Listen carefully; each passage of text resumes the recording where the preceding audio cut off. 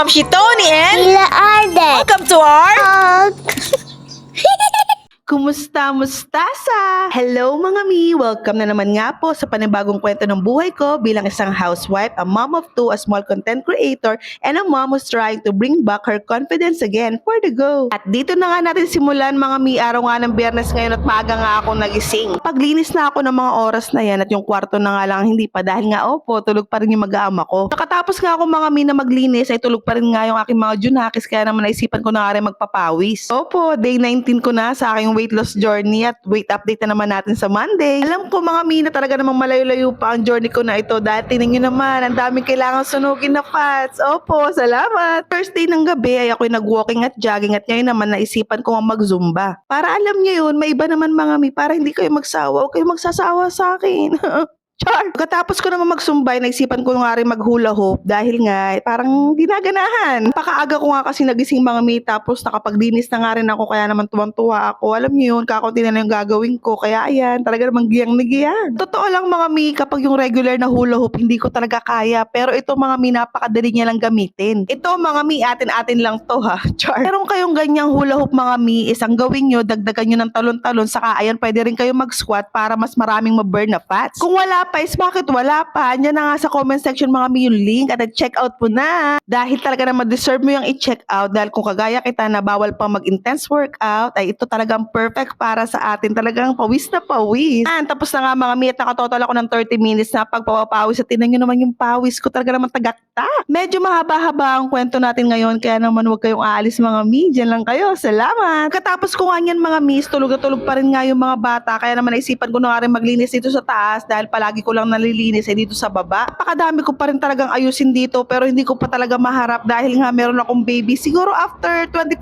years. Ay, mali! Po, talagang daming ligpitin, ang daming mga damit na dapat ilagay sa Jora box pero hindi ko pa nga maayos. Kaya naman hayaan na nga lang muna natin yan pansamantagal. Ay, mali na naman. At ayan nga, nagwalis-walis na nga ako at nakita ko pa nga itong dati naming sampayan. Naaalala nyo mga mi, ito yung sampayan na nag-trending na may nakasakay na lalaki. Naman, nagaya-gaya para nga mapatunayan na matibay talaga. Sinakyan ko din at ayun, lumundo. Ang galing. Pero ayun, ginamit ko pa rin kahit nga nasira siya dahil kabibili ko lang nung ginawa ko nga yun. Hindi naman pala totoo, eme-eme lang. Kaya ayun, binaba ko na nga dahil ang tagal na nga rin dito sa taas, nakakapagpasikip lang at nagsimula na nga rin ako maglampaso. Hira na nga ako makapagwalis at lampaso dito kaya naman tuwan-tuwa ako kapag nagkakaroon ako ng oras. Kasi nga, dati mga mi, basta oras talaga ng paglalampaso ko is buong bahay talaga nalalampasuhan ko. Pero ngayon is hindi talaga dahil nga meron tayong maliit na bulilit. Eto na nga, kumapit ka. Pagkayari ko nga maglampaso nung hapon, nagkwentuhan kami ng kapatid ko at nalampasuhan na pala niya. Kaya pala kako nung nagwawalis ako, wala ako masyadong mawilis, yung pala nalinisan na niya. Ay, ayan, na doble, salamat. At ayun na nga, yun na nga nangyari. Kaya naman pagkatapos ko nga, bumaba na nga rin ako at gising na nga si ate Aki ng mga oras na yun. Pero si Aiden is tulog na tulog pa rin. Kaya naman naligo na nga rin ako dahil pawis na nga ako. Naliligo nga ako is bigla na lang pumasok si ate Aki sa CR. Kaya naman pagkabuhos ko, sumakto rin sa kanya. Di nabasa. Kaya naman, niliguan ko na nga rin siya. Tapos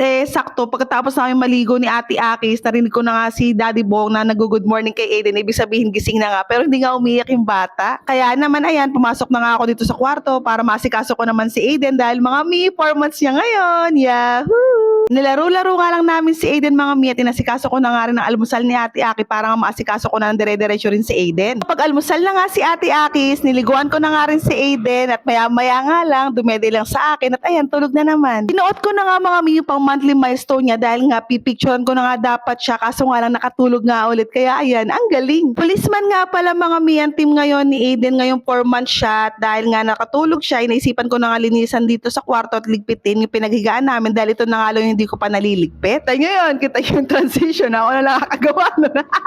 Kaya maya nga lang ay gising na nga rin si Aiden mga mi. Kaya naman naisipan na nga namin siyang picturean para sa kanyang monthly milestone. Yan lang kami mga mi buwan-buwan. Walang mga props. Basta pinipicturean ko lang si Aiden tapos ine-edit ko na nga lang. Ayan nga, ang tagal-tagal ko nga pinapatawa si Aiden. Pero opo, ayaw niyang tumawa sa akin. Sa atin niya lang talaga siyang ngumingiti na napakaganda. Kaya tinawag ko na nga si Aki para patawanan nga si Aiden. At ayun, sunod-sunod na nga yung pagtawa ni Aiden mga mi. Kaya lang sa puso dahil talaga naman magkasundo ang magkapatid. Sana hanggang paglaki, opo. Ayan nga mga mi, ganyan lang talaga kami buwan-buwan sa kanyang monthly milestone. Walang mga props, basta i-edit ko na nga lang yung picture niya. At ayan si Aiden My Labani, so sweet. Ito nga mga mi yung mga raw shots ko at ini-edit ko nga lang sila isa-isa. At ito naman yung kinalabasan. I-edit ko lang yan mga mi, o diba tinan nyo para kami nagpa-photoshoot pero talaga naman sa bahay lang yan. After nga yan mga mi, sakto dumating na nga rin si Daddy Bong at hiniram nga niya yung sasakyan ni Mami Gelly para makabili kami ng munting handa ni Aiden. Nuna na nga muna namin bumili ng cake mga mi, yung maliit lang dito sa Lisa at ayan nagtatalo pa nga kami mag-ina dahil ang gusto ko nga ito pero pinipilit niya talaga yung Oreo kaya siya nanalo, ang galing. Yan nga mga mi, sunod naman ay manok dahil nga nagsaing naman ako is yung manok na nga lang ang bibilhin namin para yun na nga lang handa ni Aiden at ayan hinihintay ko na nga lang yung order ko. Habang naghihintay nga ayan, ganda-gandahan lang, aura-aurahan lang yan siya. Talaga namang for the go. Okay na nga mga miss, ayan, nandito na nga ako sa sasakyan ni Mami Gelly at nakatulog na pala si Aiden sa kanyang daddy, kaya naman umuwi na nga kami. Ito na nga mga mi, ang aming munting pagsasalu-saluhan ngayong 4 months ni Aiden, my love. Yung mga mi, hindi lang talaga ako mainip sa sobrang bait ni Aiden, nagugulat na lang kami, 4 months na siya, napakabilis. Ayan na, kakanta na nga kami ng happy birthday kay Aiden, my love, honey. So sweet mga mi. Happy birthday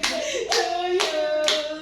Happy birthday, happy birthday, happy birthday to you. Ate. Yay!